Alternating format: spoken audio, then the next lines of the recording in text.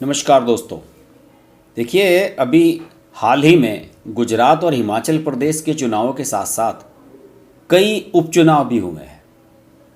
उड़ीसा में हुआ, जिसे बीजू जनता दल ने जीता।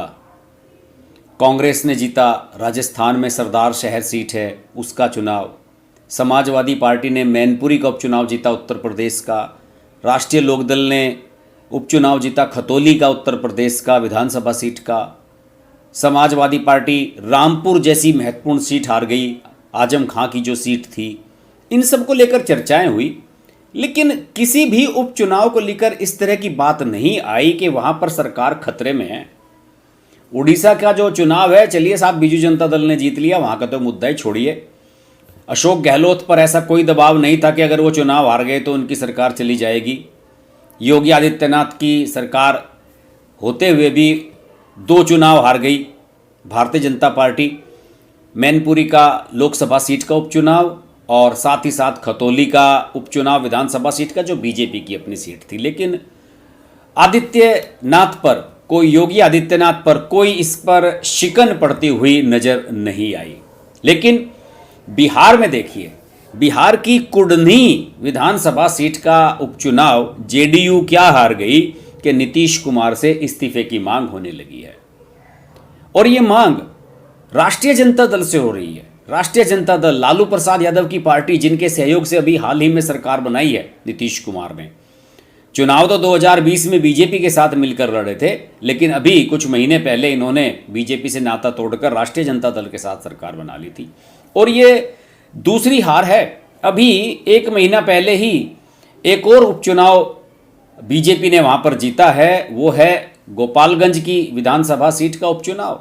आपको याद होगा कि हाल ही में गोपालगंज और मोकामा सीटों का उपचुनाव हुआ था, और इन दोनों सीटों का उपचुनाव जो है बड़ा ही दिलचस्प था। एक पर राष्ट्रीय जनता दल को जीत मिली थी और दूसरे पर जीत हासिल हुई थी बीजेपी को।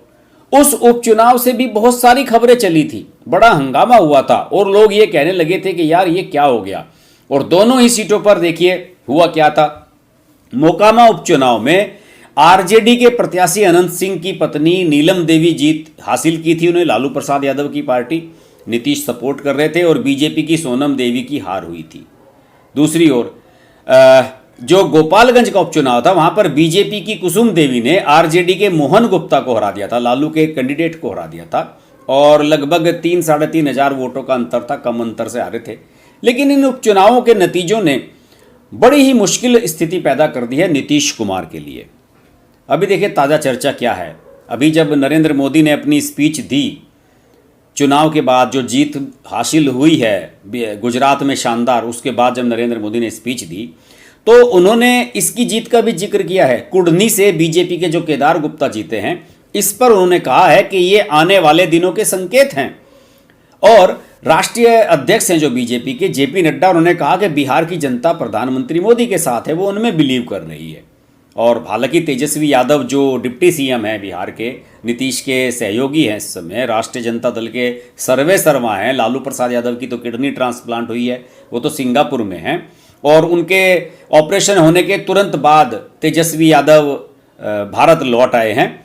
और उनसे जब एयरपोर्ट पर पत्रकारों ने पूछा कुढ़नी की हार को लेकर, तो उन्होंने कहा कि हाँ ठीक है, हम इसकी समीक्षा करेंगे। देखिए हुआ क्या है, पहले मैं ये बताता हूं कि यहां पर कहानी हुई क्या है।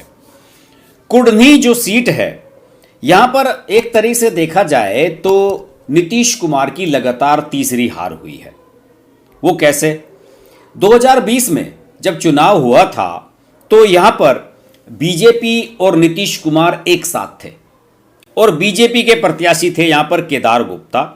इन्हें राष्ट्रीय जनता दल के जो प्रत्याशी थे अनिल सहनी, उन्होंने 712 वोट से हराया था। बड़ा क्लोज कॉन्टेस्ट हुआ था। यही अनिल सहनी हैं जिनकी अभी हाल ही में विधायकी गई और यहां पर उपचुनाव हुआ है। अब हुआ ये कि यहां से नीतीश कुमार ने कहा कि मैं तो जेडीयू का कैंडिडेट उतारूंगा और ये सीट जेडीयू लड़ेगी इस बार, और उन्होंने यहां से मनोज कुशवाहा को प्रत्याशी बनाया, जो 2015 में हार चुके थे केदार गुप्ता से। और 2015 में आपको याद होगा कि नीतीश का जो गठबंधन था वो कांग्रेस और आरजेडी के साथ था। यानी कि इस तरीके से नीतीश कुमार लगातार 3 बार सीट हारे। इस बार नहीं जिता पाए अपने कैंडिडेट को, जबकि प्रचार करने के लिए गए उनका। पिछली बार नहीं जिता पाए जबकि बीजेपी के साथ उनका अलायंस था। बीजेपी का प्रत्याशी केदार गुप्ता हार गया, यानी कि दूसरी हार। और उससे पहले 2015 में वो अपने गठबंधन के प्रत्याशी को मनोज कुशवाहा को नहीं जिता पाए थे। मनोज कुशवाहा का बड़ा विरोध था। लोग कह रहे थे कि मनोज कुशवाहा पहले भी हारे हुए हैं, इनको यहां पर क्यों टिकट दिया जा रहा है, लेकिन वो माने नहीं। उन्होंने कहा कि नहीं, ये सीट हम लड़ेंगे। और जो अनिल सहनी, जिनकी विधायकी जाने के बाद यहां पर उपचुनाव हुआ है, उन्होंने एक बयान दे दिया है। उन्होंने सीधे सीधे ये कह दिया है कि मुख्यमंत्री नीतीश कुमार को हार की जिम्मेदारी लेते हुए इस्तीफा दे देना चाहिए। उन्होंने क्लियर तौर पे कहा है। दूसरी ओर नेता प्रतिपक्ष बीजेपी के विजय कुमार सिन्हा, उन्होंने भी कहा है कि सीएम नीतीश कुमार को नया जनादेश प्राप्त करना चाहिए। बिहार में हुए हाल के उपचुनावों के परिणामों से यह तय हो गया है कि जनता का जनादेश किस ओर है। अगर नीतीश कुमार में थोड़ी सी भी नैतिकता बची है तो परिणाम स्वीकार करें और इस्तीफा देकर नया जनादेश प्राप्त कर दें। अब अनिल सहनी, जो कुढ़नी के पूर्व विधायक हैं, अभी उन्होंने ये कहा है कि उनसे नीतीश कुमार से अति पिछड़ा वर्ग नाराज है। अभी उन्होंने कल ही पत्रकारों से बात कर रहे थे, उन्होंने कहा कि कुढ़नी की हार महागठबंधन की नहीं बल्कि नीतीश कुमार की हार है। और अब समय आ गया है कि उप मुख्यमंत्री तेजस्वी यादव को मुख्यमंत्री बनाया जाए। तेजस्वी के मुख्यमंत्री बनने से महागठबंधन भी मजबूत होगा। अनिल सैनी तो और आगे बढ़ गए। अनिल सैनी तो यहां तक कह दिया कि राष्ट्रीय जनता दल ने गठबंधन धर्म का पालन करते हुए जेडीयू की मांग पर सिटिंग सीट जेडीयू को दी थी। हकीकत बात है, जब राष्ट्रीय जनता दल का विधायक था अनिल सहनी यहां से, तो उसके बाद राष्ट्रीय जनता दल को ये सीट मिलनी चाहिए थी। लेकिन नीतीश कुमार ने कहा कि नहीं, ये जेडीयू को दे दीजिए। और उनकी एक समस्या और भी है, उन्हें पता है कि उनके विधायकों की संख्या बहुत कम है। जब वो बीजेपी के साथ सहयोगी से सरकार चला रहे थे, तब भी उनके 40-45 विधायक थे। अब आरजेडी के साथ भी वो अल्प मत में हैं, तो वो चाहते हैं कि मेरा एक आध विधायक और बढ़ जाए, क्योंकि थोड़ी सी शर्म भी आती है कि यार मैं कम विधायकों वाला मुख्यमंत्री बना हुआ हूँ। और मुझे अब जो परिस्थितियाँ बनती हुई नजर आ रही हैं दोस्तों, वो ये बनती हुई नजर आ रही हैं कि शायद 2024 के लोकसभा चुनाव से पहले ही नीतीश कुमार को ये सीट छोड़नी पड़े।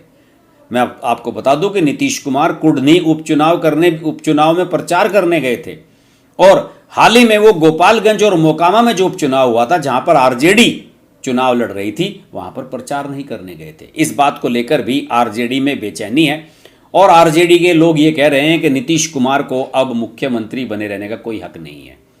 तेजस्वी यादव अपने मुंह से कुछ नहीं कह रहे हैं, उन्हें तो अपने चाचा से शायद सहानुभूति है, लेकिन अंदर ही अंदर उनका मन भी बल्लियों उछल रहा होगा कि अब मजा आएगा और नीतीश कुमार पर अप्रत्यक्ष रूप से दबाव बनेगा इस्तीफा देने का।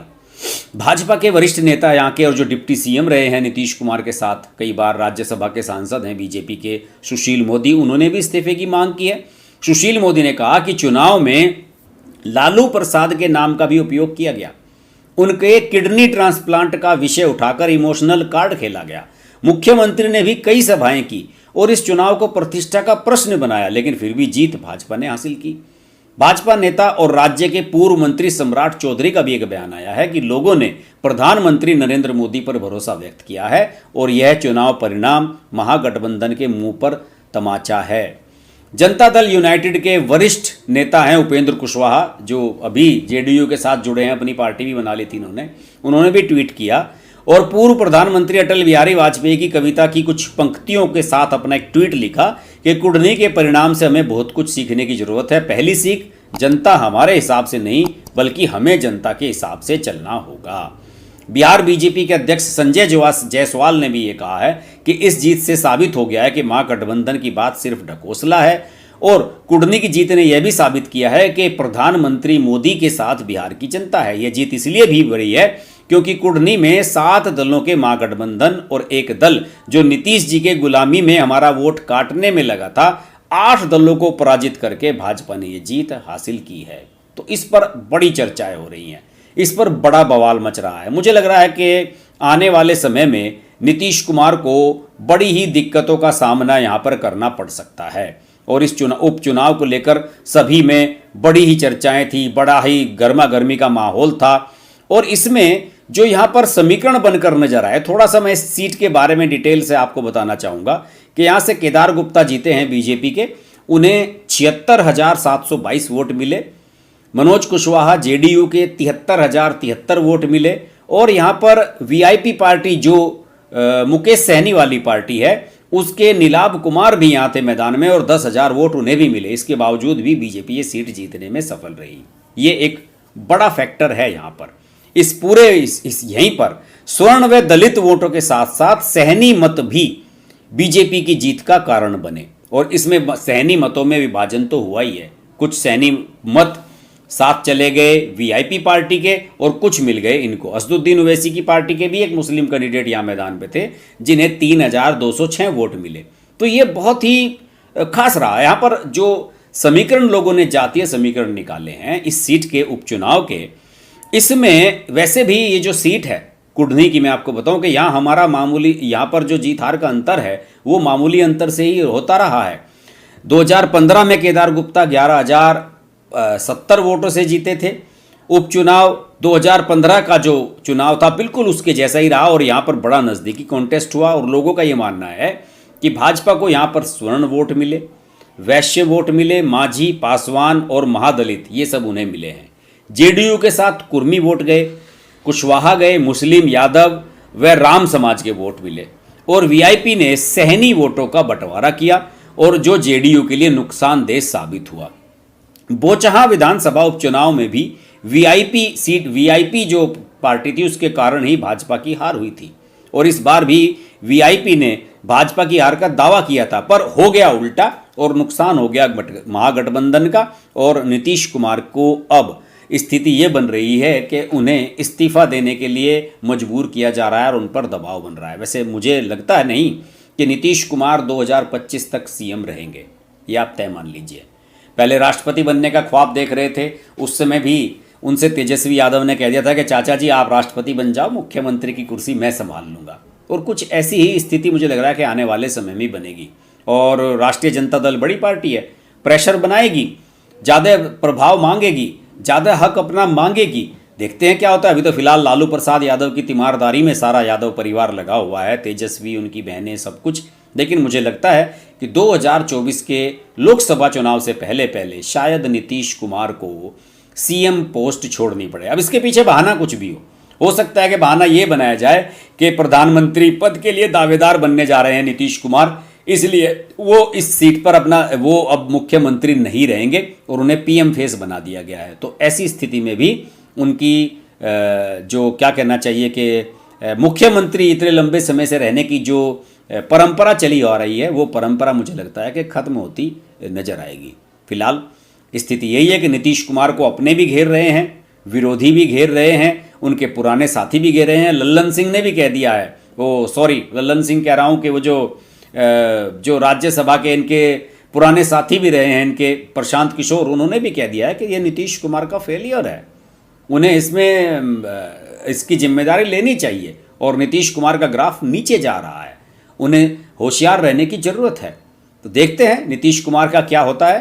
बहरहाल आज बहुत दिनों के बाद पॉलिटिकल पॉइंट शो में आपसे बातचीत हुई। अगर आपको ये वीडियो अच्छा लगे तो लाइक कीजिएगा, शेयर कीजिएगा, चैनल को सब्सक्राइब नहीं किया है तो सब्सक्राइब कीजिएगा। और हमारे चैनल को आर्थिक सहयोग की भी आपकी ज़रूरत है, उसको भी देते रहिएगा।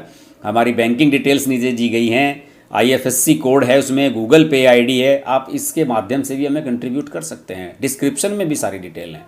नमस्कार।